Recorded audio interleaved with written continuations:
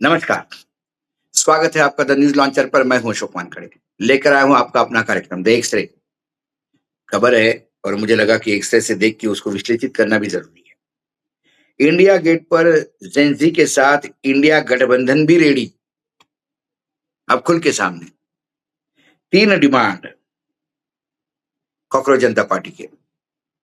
मोदी फिर करेंगे सरेंडर या पुलिस का एक बार फिर प्रकोप बरसेगा जेन ज़ी पर? ये डाउट है। देखते हैं क्या होता है। पहले 3 मांगे क्या है? कॉकरोच जनता पार्टी ने कहा है कि सरकार ने अभी भी 3 मांगों को नहीं माना है। उसने अपनी मांगों को लेकर केंद्र सरकार से जवाब मांगा है। कॉकरोच जनता पार्टी एक बार फिर से दिल्ली में प्रदर्शन की तैयारी में है। उन्होंने 5 सितंबर को शांतिपूर्ण मार्च का ऐलान किया।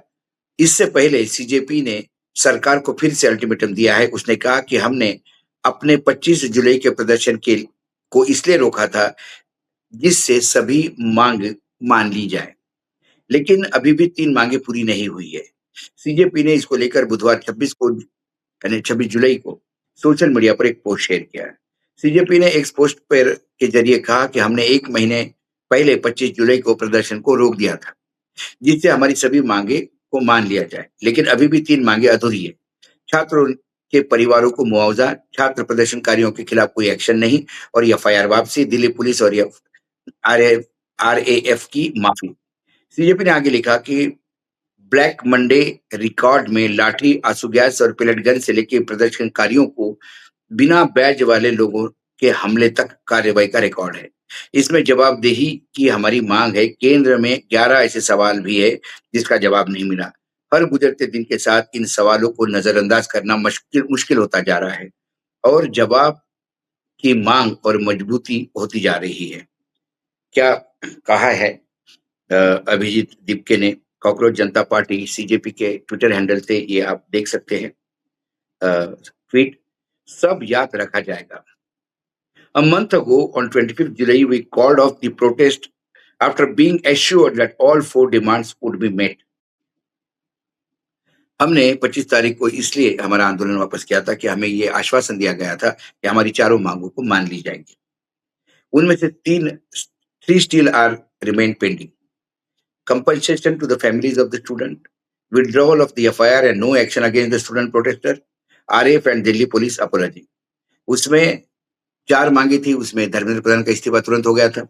उसके बाद जिन बच्चों ने अपनी जान दे दी है नीट एग्ज़ाम के लीक होने की वजह से 23-24 बच्चे हैं, उनके परिवार को मुआवज़ा मिले। एफआईआर इस आंदोलन के दौरान जिन लोगों पे हुई, वो सब विथड्रॉ हो जाए और उन पे कोई आगे एक्शन ना हो।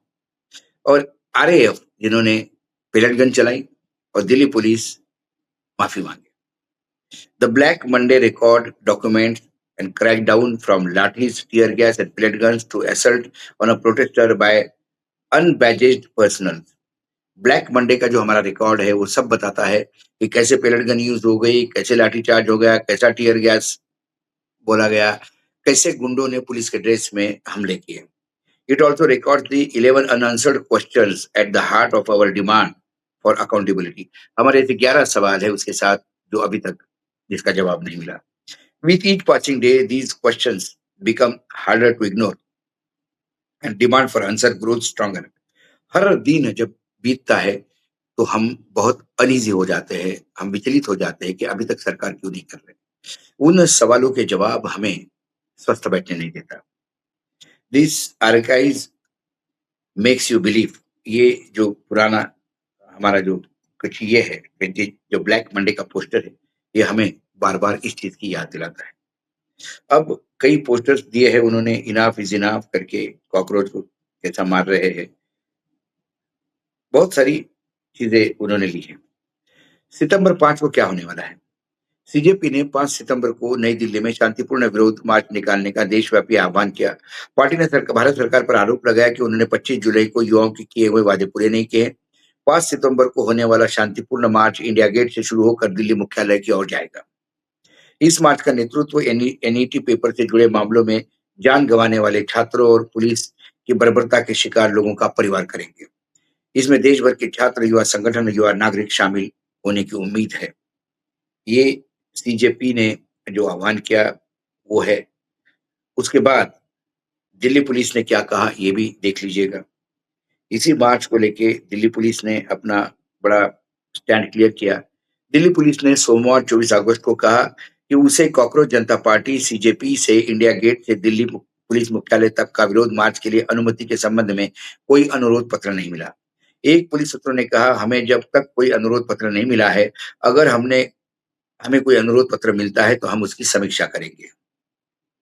अब दिल्ली पुलिस ये शिक्षक दिवस पर होने वाला मार्च जो है वो कितना रंग लाएगा ये तो समय बताएगा। केंद्र से के साथ बातचीत के बाद संगठन द्वारा अपना आंदोलन जो पहले भी मैंने कहा समाप्त किया है, उसके बाद क्या होता है। लेकिन क्या सीजेपी के साथ इंडिया गठबंधन के बाकी लोग भी उतरेंगे? क्योंकि विरोधी पक्ष भी अब खुल के भारत सरकार के वादा खिलाफी के खिलाफ आवाज उठाने की बात करते हैं।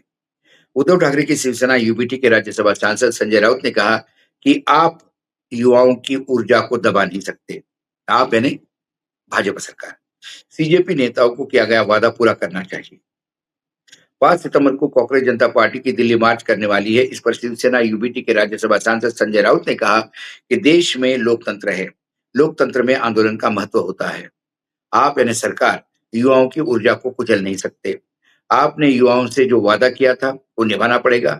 सरकार की तरफ से जिन मंत्रियों ने सीजेपी के से बात की थी, अब उन मंत्रियों की जिम्मेदारी है कि वादे को क्यों पूरा नहीं करते और क्यों पूरा नहीं हो ये देखना है। सीजेपी अगर वापस आंदोलन खड़ा करती है तो हम उनका स्वागत करेंगे। दरअसल सीजेपी ने सोमवार 24 को जब ऐलान किया कि 5 सितंबर को वो मार्च करेंगे, उसके बाद ये संजय राउत का स्टेटमेंट आया। समाज का विरोध कर रहे हैं, लेकिन हमेशा वो हिंदुओं के खिलाफ क्यों बोलते हैं? देखिए, मैंने तो कभी देखा नहीं कि राहुल गांधी किसी एक धर्म की बात करते हैं और खास करके हिंदू धर्म के खिलाफ बात करते हैं। ये किरण रिजिजू जैसे जो मंत्री है, जो अचानक अंधभक्त बन गए हैं, कभी इसी पार्टी में गांधी परिवार के साथ काम करते थे। अब अचानक उनको लगता है कि राहुल गांधी जी पितृसत्ताक सिस्टम की बात करते हैं या और कि देखिए, ये लोग डरे हुए हैं राहुल गांधी से, और इतने डरे हुए हैं कि क्या हम बोल रहे हैं उसका भी उनको कोई पता नहीं है। राहुल गांधी ने देश के मुद्दे उठाए हैं, युवाओं के मुद्दे उठाए हैं, महिलाओं के मुद्दे उठाए हैं, जो अब तक ये सरकार सिर्फ लोगों को गुमराह करती रही। एक तो किरण रिजिजू पार्लियामेंट्री अफेयर मिनिस्टर जरूर है, लेकिन इतने भी बड़े नेता नहीं है जो राहुल गांधी के ऊपर इस प्रकार की टिप्पणी करे। अब राहुल गांधी बहुत आगे निकल चुके हैं। मैं हमारे मित्र किरण रिजिजू से कहूंगा कि भाई, राहुल गांधी अब बहुत आगे निकल चुके हैं, अब आपकी पकड़ में नहीं आने वाले। आप देखो, लोकसभा में नेता प्रतिपक्ष राहुल गांधी से जुड़े सवाल पर राउत ने कहा कि उन्होंने ये भी नहीं देखा कि राहुल गांधी किसी एक धर्म की बात करते हैं। उन्होंने कहा कि राहुल गांधी कभी हिंदू धर्म के खिलाफ बात नहीं करते। केंद्रीय मंत्री किरण रिजिजू पर निशाना साधते हुए उन्होंने कहा कि वो कभी इस कांग्रेस पार्टी में काम करते थे। ये लोग राहुल गांधी से डरे हुए हैं। राहुल गांधी ने देश, युवाओं और महिलाओं के मुद्दे उठाए। उन्होंने आरोप लगाया कि अभी तक ये सरकार देश के लोगों को सिर्फ गुमराह करती आ रही है। संजय राउत ने आगे कहा कि किरण रिजिजू संसदीय कार्य मंत्री जरूर है, लेकिन इतने बड़े नेता भी नहीं कि जो राहुल गांधी के ऊपर इस प्रकार की टिप्पणी करे। अब राहुल गांधी बहुत आगे निकल चुके हैं। मैं हमारे मित्र किरण रिजिजू से कहूंगा कि राहुल गांधी बहुत आगे निकल चुके हैं और आपकी पकड़ में नहीं आने वाले। महाराष्ट्र के सीएम देवेंद्र फडणवीस को राहुल गांधी की चिट्ठी पर उन्होंने कहा, लगभग 20 दिन हो गए पुणे में आदिवासी छात्र अनशन पे बैठे हैं। राहुल गांधी अगर ये मुद्दा नहीं उठाते तो छात्र वहां अनशन पर बैठे हैं, वहां किसी को ध्यान भी नहीं जाता।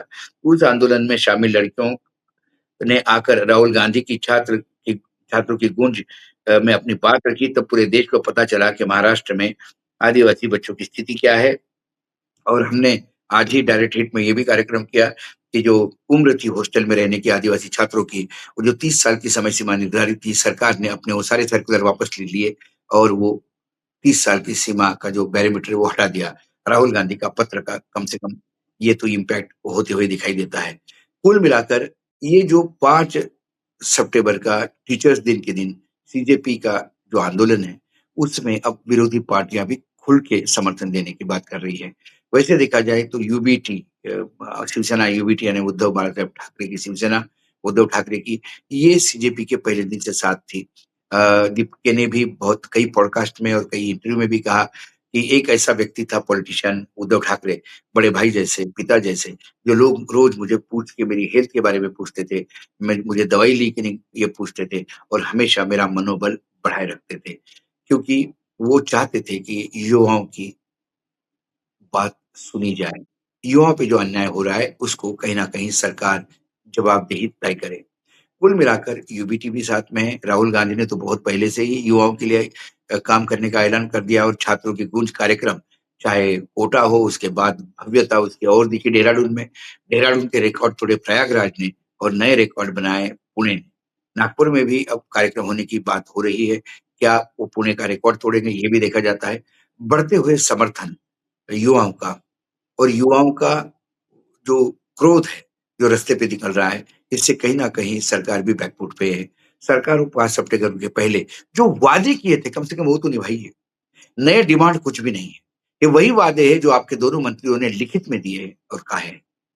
लेकिन चुनाव में किए गए वादे तो चुनावी जुमले होते हैं, लेकिन प्रदर्शनकारियों के साथ किए गए वादे वो तो निभाना पड़ेगा। जो आपने वादा-खिलाफ़ी किसानों के साथ की। किसान आंदोलन जब वहाँ समाप्त हुआ, 3 कानून आपने वापस कर लिए, जैसे यहाँ धर्मेंद्र प्रधान का इस्तीफा दिया। उसके बाद आपने तमाम वादों पे पानी फेर दिया। किसानों की बात तक नहीं सुनी। कोई मीटिंग नहीं हुई, वो वादे कागज़ पे रह गए। लेकिन ये जेन ज़ी है, ये किसान नहीं। ये जेन ज़ी है, ये फिर इकट्ठा होगा। सीजे सीजेआई ने शायद कॉकरोच बोल के जीवन की सबसे बड़ी गलती की। कॉकरोच मरते नहीं, कॉकरोच फिर से आते हैं और 5 तारीख को शायद फिर एक जनसैलाब दिल्ली को दिखेगा। एक्स-रे में मैं आने वाले कुछ चंद दिनों में सरकार का संकट बढ़ता हुआ दिखाई दे रहा है। आज एक्स-रे में इतना ही, कल फिर आता हूँ किसी विषय के साथ। तब तक के लिए नमस्कार, देखते रहिएगा न्यूज़ लॉन्चर।